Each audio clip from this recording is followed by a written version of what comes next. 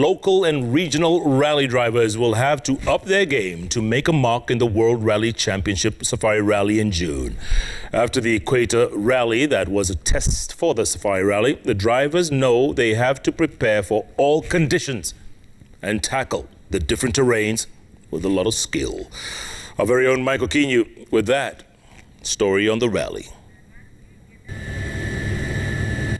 The Africa Rally Championship Equator Rally used some of the stages that will test the best of the best in the WRC Safari Rally in June.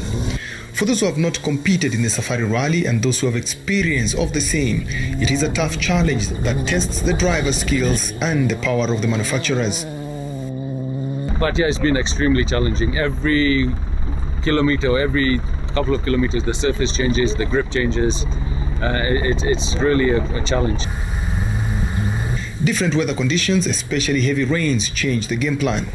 The drivers had an opportunity to go on recce, but the conditions changed in a flash, forcing the teams to adopt a new strategy. Of the stages in the Equator Rally, the Sleeping Warrior woke up on the wrong side. It's the killer stage. It's terrible. What makes it so bad? There are a lot of rocks off the track, and unfortunately you cannot even keep the car on the track because, it's so wet, it's so slippery. It's muddy, it's rocky, we had no wiper, so yeah, and being the longest, but it was good. It's good fun. We got a bit lost with our notes, so I was driving on site. Maybe that's what saved me. I didn't get any punctures or anything nasty.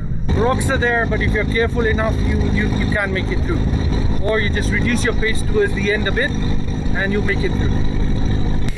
The weather kept changing from wet to dry conditions and wet again. The drivers had a terrible time, each with his own unique problems.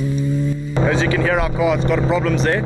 We ingested water and then it compressed our filter and turned the car off. So we had to stop and make some modifications and pull the air filter off and get going again. We also managed to get a double puncture at the end of the first stage, which we drove on.